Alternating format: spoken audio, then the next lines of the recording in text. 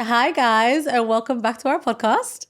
My name is Manal. And I'm Anisa, and this is Too much to say. Because we always have Too much to say. Literally. You know, someone asked me the other day, they're like, why is it called Too Much to Say? I'm like, listen, the way we're set up And the way our conversations jump around from one subject to another is phenomenal. actually crazy. Phenomenal. Because even sometimes we're like, I'm pretty sure we didn't start talking about this stuff. No. And then I'll reel us back. I'll be like, babe, by the way, this is not the conversation. I have to call you.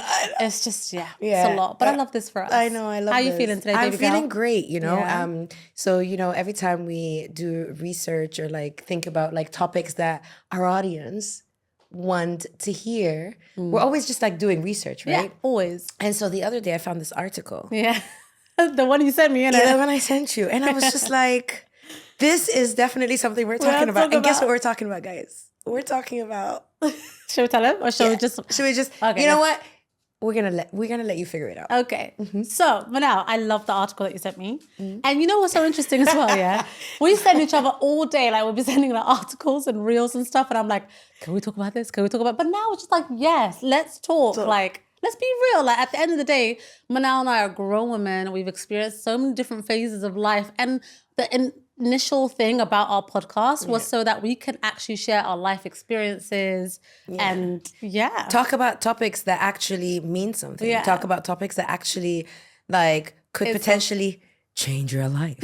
Literally. So this article, the one you sent me, so men were asked, what are some of the weird things that their women have done? So then me and Manal were going back and forth. I was like, Manal, you choose some and I'm going to choose some. We didn't choose the same ones, I hope. So I chose a couple that I thought were like, questionable. Okay. But why? Do you want to go first? Yes, okay. I'm going to go. So my girlfriend talks to inanimate objects like they're her roommates.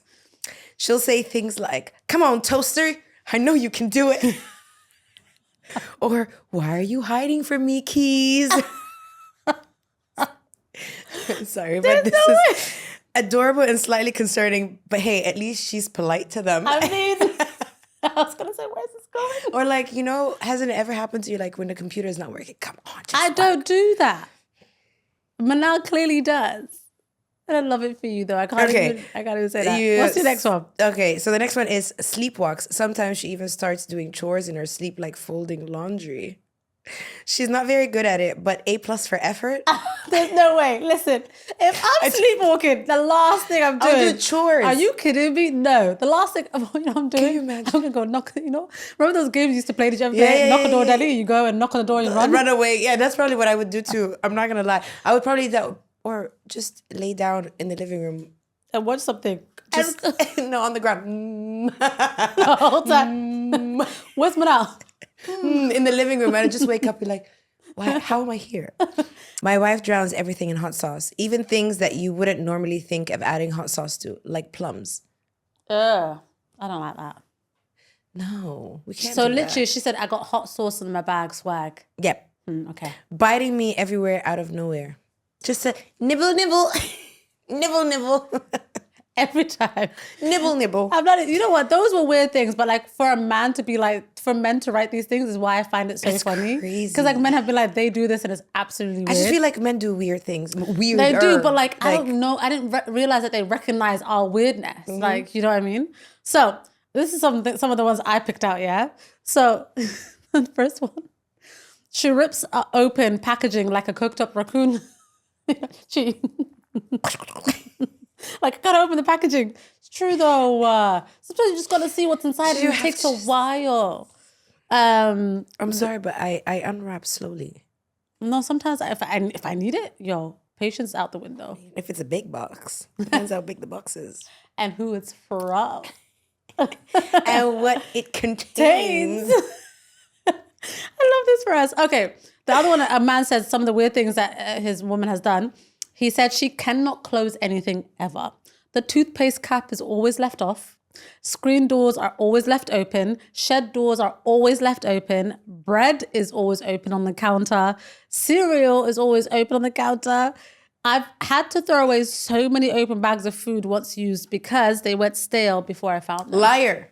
My wife sleeps with one sock on and one sock off. She says it regulates her body temperature and she's always done it.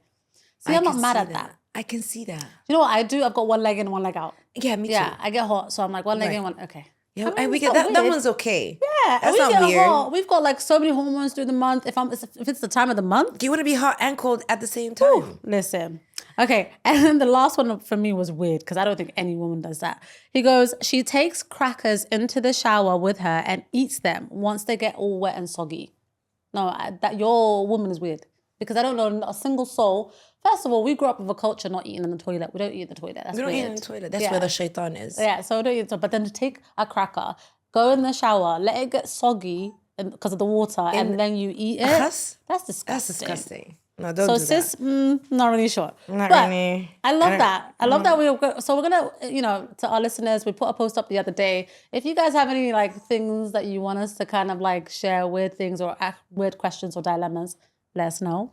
But Manal, we were having a conversation the other day about like our single era, the seasons of when we were single. It's a constant topic, isn't it? Yeah, it's like things that we love to talk about, like just the different like seasons of life. So I have a question. What are some core lessons that you learned or are learning during your single era? You know, I didn't realize I was in my single girl era until I was in my single girl era. I didn't realize it. So when you're single, you don't realize it because you're single and you're looking for a partner and you're like, oh, I've got to get into the next relationship and I've got to find the person and my one, the right partner. Yeah. And then you stumble upon like just people that don't really serve the journey that you're on because you haven't come to terms with who you want to be. Yeah. And I feel like you just settle. Like over time, it just becomes settling. Oh, that person's showing interest in me. So now I've got to show them that interest back. And I think for me, single girl era was probably it sounds like a tongue twister, guys. But I think it's right. But I think it's more about really finding out who I am, what I like, what I want, as opposed to you finding an interest in me and now me showing interest back. Because also coming from like the people pleasing mentality, not that we were or are, of course, most of us are recovering from being people pleasers, but you don't want to disappoint. You know what I mean? You're like, oh, he's really nice. He opened the door for me. One of my good friends was like, a man opening the door is not impressive. That's standard. And I was like, oh, and she would laugh at me. I swear to God. And she watches this podcast all the time. Hey, sis. And she would be like, that's not something for you to be impressive. So I think it's that. I love that. But let me kind of set like the table for us a little bit, yeah? Right. There's a lot of things that me and Manal have like similarities in, and I love this for us, right? So we're both Somali, and like correct me if I'm wrong, because as always, like we have these conversations, right? Growing up, I was always told like, it's your teenage years, maybe a little bit of your adulthood, marriage. No one ever talked about dating or being single or whatever. My mom got married at 17? My siblings all got married really early. So I didn't really experience, especially the fact that we lived in London, anyone talk about a single girl era. Because all we were being like taught was like how to be a wife, everything that we were doing. It was like as in your teenage years, y'all get in the kitchen and cook so you can cook for your husband. Anything. My mom never used to let us cut our hair. That's why I'm like, my hair is always short now. But my mom used to be very big on like, your hair is your beauty, so your husband's gonna like it, and so you gotta do your hair a certain way. Which, you know what, to each their own. But like there were things that we were taught culturally in our homes about womanhood, which always kind of tied to being with a man. Always. Like, I don't remember my mom being like, go and travel the world and be an independent woman. Are you kidding me? My life right now, my mom could never have written. She could never. I think for me, maybe because my mom lost her husband early on. So I think for her, that was it. There was no option. Yeah. So I think I don't... And also because she never remarried after that or anything. Yeah. I think I just was watching just shows and a single mom just be strong and that. So for me, that wasn't it. But because of my father passing away when I was younger, Allah yarhamu, I was envisioning or imagining the idea of what, so it's a dream. Like the idea of a relationship becomes a dream. Yeah. And so everything you watch in movies, in Disney cartoons, Sleeping Beauty, Cinderella, that was what I wanted. Yeah. Because that's the only idea of a relationship that I had. And so it's like, yes, I didn't learn it at home, but I think the environment set us up for that. Where it's like having a break was like unusual. And so, and then the older I got, people be like, when was your last, relationship? I what don't know. is that? And I'm like, I don't put a time around it. I don't really know. Yeah. But, I think it's very difficult to respond to questions like that because you feel like you have to now pay attention to how long I've been single for. Yeah. Should I be in a relationship? Like what's the time frame? So, it's interesting because of the fact that because we grew up like that and because it was so whatever, when I decided to move to Abu Dhabi, I just turned 20. It was the complete opposite of what my family wanted for me, because in the plan of, hey, I'm going to move abroad for a year. By the way, it was supposed to be a year. Yeah. Go a year and study and work abroad. That was the plan, right? In that plan, there was nothing about me getting married. At the same time, literally, I went to like 4 different weddings. I was bridesmaids at 4 different weddings because my friends were getting married. So it was like, well, Anisa, you're out here skipping a whole step, right? Then coming out here, then getting married, then all of that stuff happening.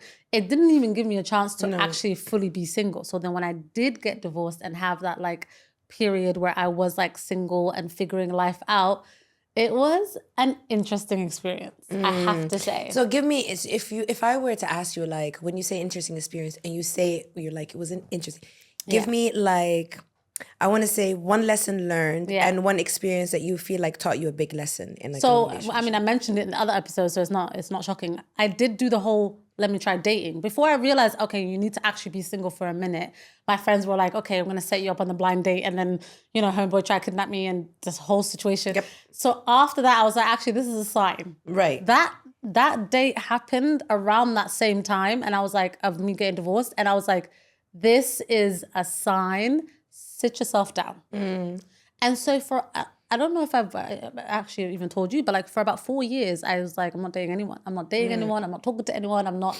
nothing. And it was around the time that I was starting my business. So I was really busy anyways. Yeah. So what I did was, one, I started to like really just kind of get to know myself, right? Who was I? Because here's what happens when you get married. Right.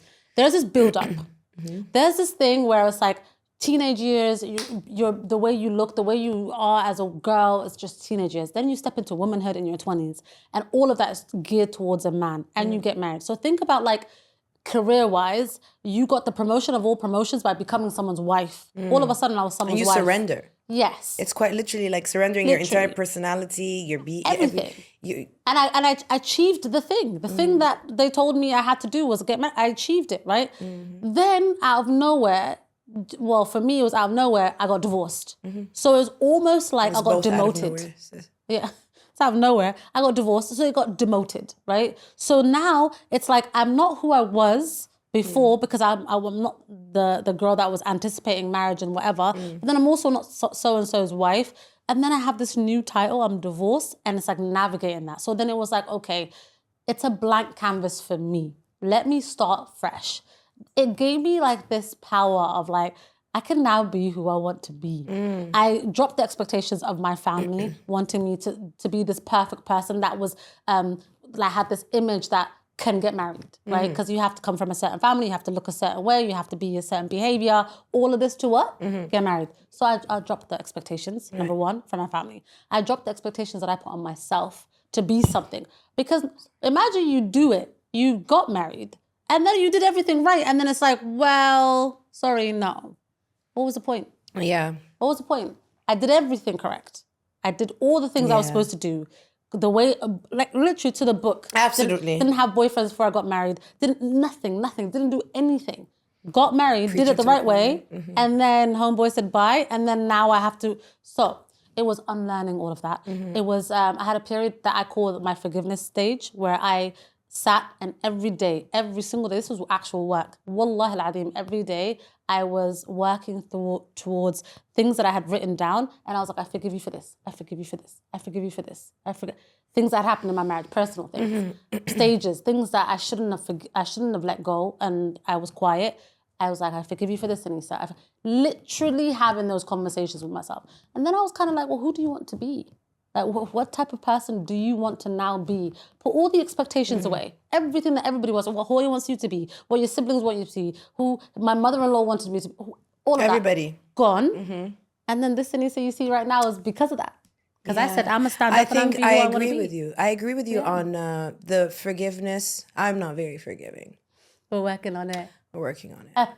Listen, I'm not very forgiving, but I am. But at the same time, I'm not very forgiving. I think, especially for in a situation like that, you're married. So obviously, you know, you are committed to a partner that you don't imagine divorce after that. I didn't get into marriage to imagine any type of divorce. Right. So then you get the divorce and now you sit with your feelings. So I went through a phase called I was swimming in denial. Yeah. And I found out it wasn't just a river in Egypt. Oh my God. And I was swimming in denial. And so I was doing everything but dealing with my problems.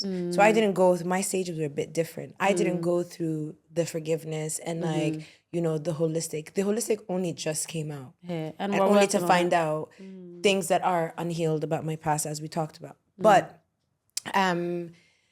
for me, it was the swimming in denial, like just being in denial, avoiding confronting my actual feelings, making sure I was busy all the time. So by me being busy all the time, now the kids were busy all the time, and all of us were busy all the time, and I was just busy. And so I didn't have time to cater to myself or to find a partner or to even think about that. I wasn't even thinking about it. And to be fair, that lasted for a couple of years, right?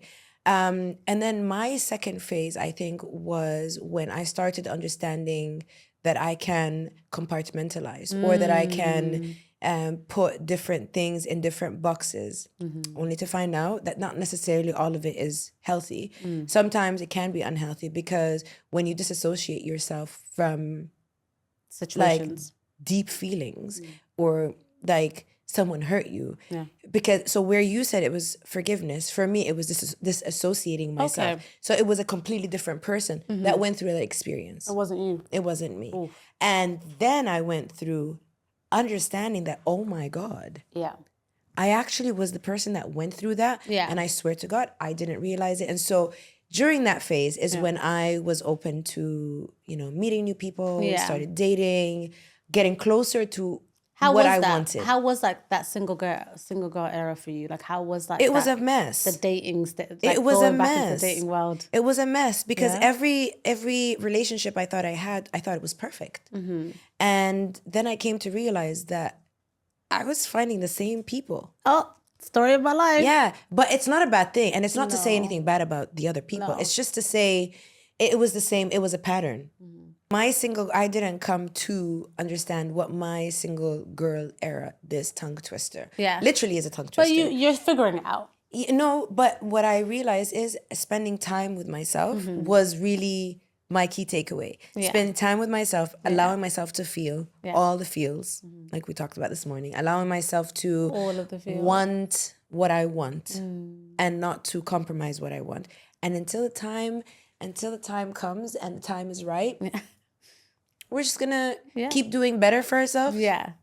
I was having a conversation with one of my friends. She's shout out to my friend, our friend.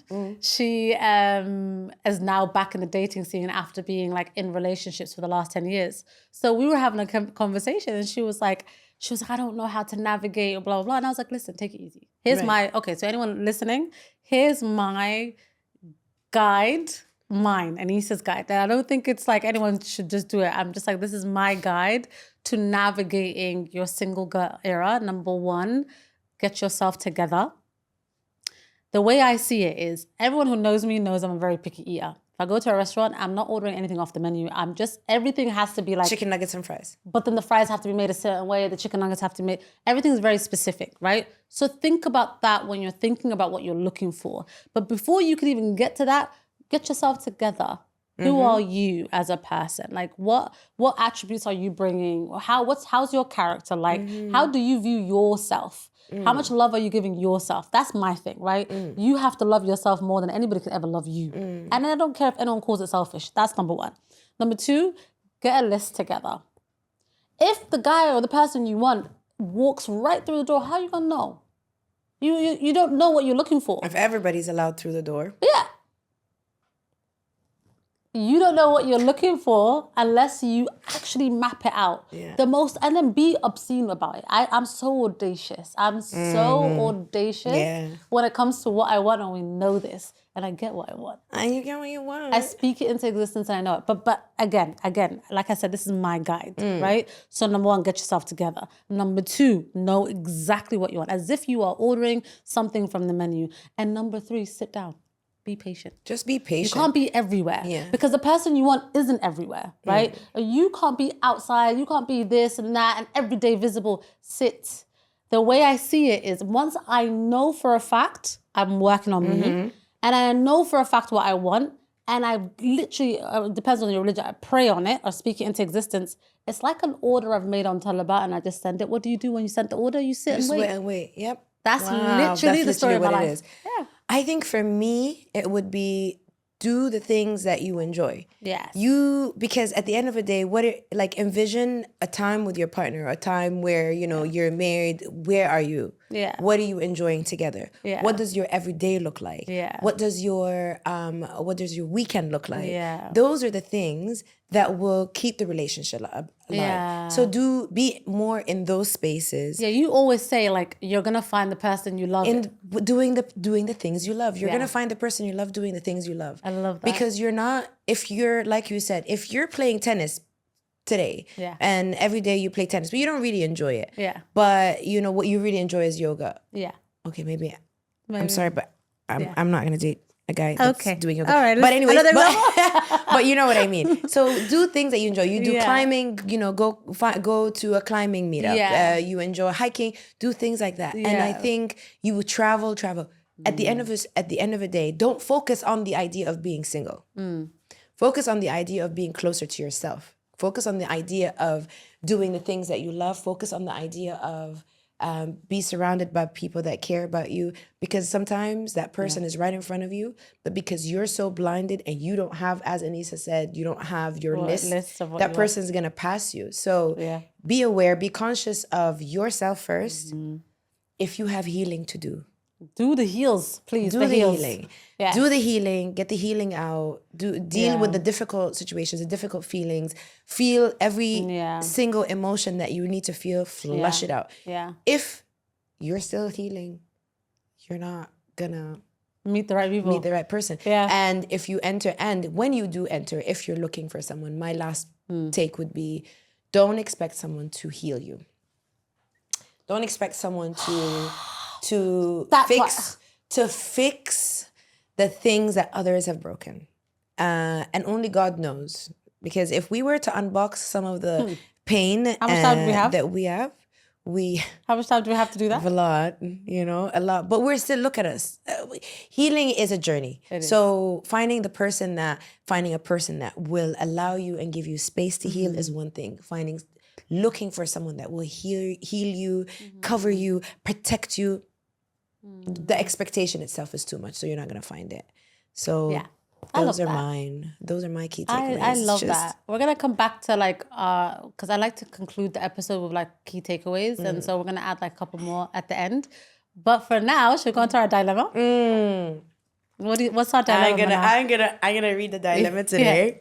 Because I think it's interesting. Because this one, it was actually sent in. This might be one for the books. Hey ladies, I have a really weird dilemma, or maybe it's a question or advice that I need. I love watching your podcast, so I would love your honest opinion on this. Thank you so much, girl. Thank you, girl.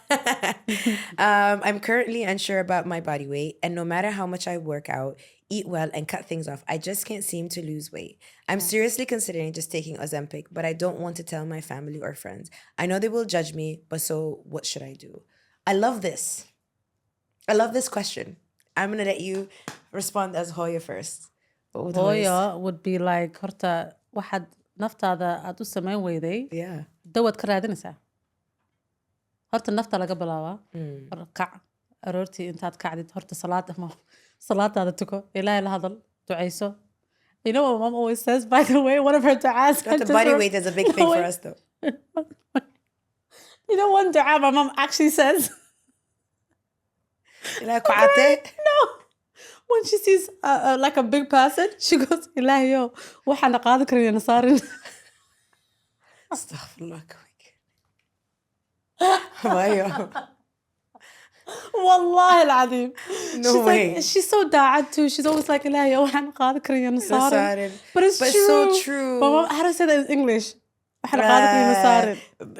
But I think. How do I say it in English? We say it like, may God not burden me with something we cannot carry. Yeah. That's the most diplomatic way to say it. Yeah. But she means it. No, but she means it like that. But this is honestly, genuinely speaking, like body weight is a big issue. That's a big thing. Especially in our culture. In our culture. The first thing, you know what I hate about our culture? The first thing when you see people, if they haven't seen you in a minute, oh, what Aisha? Oh, like they always talk about our weight the minute they see us. Yeah. Oh my God. I had one auntie that after I gave birth, I think it was like a week after I delivered my baby, she was coming to visit me and the baby and me and Ahmad. And she opened the door. She's like, oh my God, Habariya, you're so... I know, I can't say it because I don't like that word. I literally just... And I just looked at her and I was just like, well, good to see you too. Do you want to go back home? You know? It was just so wrong. No, yeah. So my mom would just be like, she'd make the dua. Then she'd be like, naftada kabla. And then my mom would always also be like, she's not a really big fan of dawooyinka. So she'd be like, dawa had raadid or rabtina qaadati dawooyin. I think Hoya would be completely against. She has such an old school mentality. Yeah, I think for us, and I think your mom is probably the same. First things first. Your body, your rules. Do whatever you want. We agree on this. Yes. Do whatever you want. But if you're asking us, we will also say, do what you feel like you can handle. Do the research. Do the medical research. Find out what the side effects are, because a lot of the times we just go with trends, and we talked about this in one of our previous episodes. We go with trends because everybody is doing it. So what works for you might not work for the other person. Yeah. Do, get yourself, test your hormones, test your blood work, test your kidneys, your liver, do a full blood check, check everything else that you need to check. Go to every single doctor, make sure that you are in the right state. If everything is fine and you have tried the working out, because when you do take Ozempic or the equivalent or whatever it is, what's going to end up happening is you're still going to have muscle atrophy. Yeah. Your muscles are going to be loose. Yeah. And what you're going to eventually struggle with is building back that muscle, and that's going to take work. If you need it to give you a bit of confidence, do it. Absolutely. I think weight loss is a lifestyle, babe. It's a lifestyle. But we cannot ask for an easy way out. No. And then expect everything to just come. If there was a button we press, we would have all done it. For me, I really, I lost 23 kgs. Alhamdulillah. And there was no Ozempic, there was no nothing. Even at the time, there was nothing. You too, Anisa, in the last 2 years. But what did we do? For me, it was the phase of getting to know myself. It was part of my single girl era. So for me, it was, I'm not comfortable anymore. Oh, I'm now with 3 kids and I can't run around with them because I'm overweight, because I'm heavy, I'm tired, I'm lethargic. We got to make a difference. Yeah. So I did it for health purpose. I didn't do it for physical appearance. I didn't give a shit. Excuse me. I didn't care. I didn't care about what I appeared to look like. I cared more about how I felt inside and how you feel. Yeah, the same. Babe, I told you that I've been having, because in the last 6 months I lost more weight than the last few years, and everyone's been like, you're convinced. My siblings, you're on Ozempic, you're on Ozempic. I'm like, I'm not on anything. It's literally been walking and Pilates. I'll be walking for Layl or walking in the gym, whatever. And chicken nuggets and fries. I'm a very bad eater too. Actually, I'm the worst example. Now. Sprite. Don't be like one Sprite for 7 hours. One Sprite. I carry the same glass for 7 hours. I have my 1 cup of karak. I need to figure this out, man, because I'm getting older. But to give sis advice, yes, your body, your choice. But the only thing that I would leave you to, because my sis said everything, is whatever is worth having will not come to you easy. if you take the easy way out al-hin, and then tomorrow you're going to struggle fixing the mistakes of what you took the easy way out. You know how people I know that got the wagi hore, and now it's Ozempic, but before people used to do the gastric thing. The binding, the gastric binding. What's it called when they put the balloon thing? Stomach, the balloon. 2018, 17, that was a big thing here. People used to do that. The way today, these same people gain the weight back. But this is it. Because it was a cheat code. And then everybody jumped on Manjaro or Ozempic. I think at the end of the day, like, we don't know these things and they haven't been around long enough for us to be okay with people taking it and in the way that people are taking it and how quickly everybody's obsessed with it. And it's just too much. I think it's really good when you are doing your regular blood checks and you take it, if you want to take it, to give you a bit of a boost of confidence to encourage you to, maybe you want to feel a little bit better and you're like, okay, like I dropped the first 5. Yeah. Now I feel confident enough to go into the gym.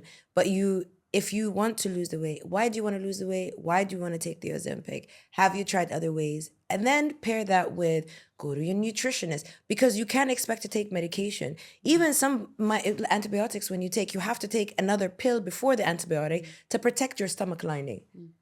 That's the same thing. So when we put these into our system, right, what's the end goal? Because, I agree. you know...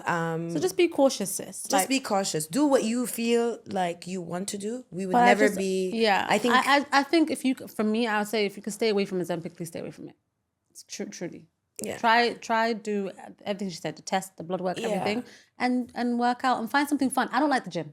Listen, me, gym? No, we don't have the gym background. We don't. I'll get distracted. I'll start dancing to the music, playing with things, breaking something. No. But I know what works for me. Pilates or walking. That works for me today. But tomorrow, something else might work for me. And you know, if you want an example, I lost 23 kgs in 2 years and I didn't think about it. I didn't even know it because what I said to myself was, first, consistency. Sah. So I was just consistent. Every morning, I was going to the gym. F45. F45, 4:45 in the morning. Every morning, I was, you know, the how to gain an extra hour in your day. I was waking up at 4:45, going to the gym, coming back home. That's it. Gym is out of the way. No more excuses. Try. Fun. By the way, that wasn't gym. F45, what you did was actually like classes. Sometimes you could just join a class. Yeah. And it feels fun. F45 is such a fun thing. Well, as an example, it was a fun thing because it felt like I was just in a class hanging out. And then as adults, we don't get to see people all the time. So catching up with people. Yeah. In Music the early is hours of the morning. great. Music Not is us lit. advertising for them. Not them.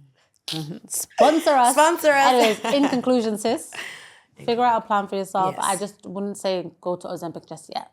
That's what I would say. For me, it's, you know, do the research, but understand why. If you know your why, then you know what you're doing. If you don't have any research, the grass is not always greener on the other side. That part. So, وآخر شيء, what was like your key takeaway for this episode? Like what's one thing you want to leave everybody thinking about, or like your key takeaway? I think it's okay to be single. It's okay to be close. Well, I can't drink to that today, but yeah. Yeah, you can. It's okay to be closer to who you want to be. It's okay to, you know, change yourself. Change is a part of our natural process. It's okay to like reinvent yourself. We found the word. It took 48 hours. Sorry, that's the word I was looking for. I was like renovation. It was 2 days ago. 2 days ago. It's reinventing. It's okay to reinvent yourself. It's okay to set a new path for yourself. It's okay to deal with difficult feelings. We've all been there. It's okay to have to lack some kind of confidence, but do what you love. Sit with yourself. Look at your surroundings, have a strong support system around you that is comfortable, that makes you feel confident in and who you are. And who you are. And that's it. I love that, babe. And I think the date yourself. Date yourself. Take yourself out, sis. The last thing I would say is, like, one of my aunts said to me years ago, she was like, the period in which you, for me specifically, don't have children and you're single, in comparison to the rest of your life once you become a mum, seems like a day. Right. She's like, because when you become a mother, it's the rest of your life. You can't, and last samhallah, if anything happens to your children, the minute you've given birth, you are a mother, right? Absolutely. So she was like, enjoy this period. And I remember when I got married and like I got divorced and I didn't have children, I was like, oh, but I didn't have children. She goes, listen, You got an opportunity now. The same aunt. You got an opportunity right now to enjoy the thing that's going to feel like a day. In comparison to when you become a mum, Absolutely. your whole life is going to be different. Even single, you're still going to be a mum. You're still going to have a hat. So she was like, this hatless time of yours, enjoy it. So now I just call this my hatless time. I like this. No, My you're hatless hatless. time. That's Yeah, so. I'm not wearing a hat. That's smart. I love Yeah. it. So that's my key takeaway. I do know what I want, but we'll talk about this after this episode. Yeah. This has been amazing, you guys. I love these. Thank you guys so much for watching. As always, please don't forget to comment, like, and subscribe. We need the subscription. We need these subscriptions and we need this support. And we really are like we just want to bond with you. So just watch us and Yay. subscribe and share and love us online. Please. Thank you. Thank you guys so much. And there is it.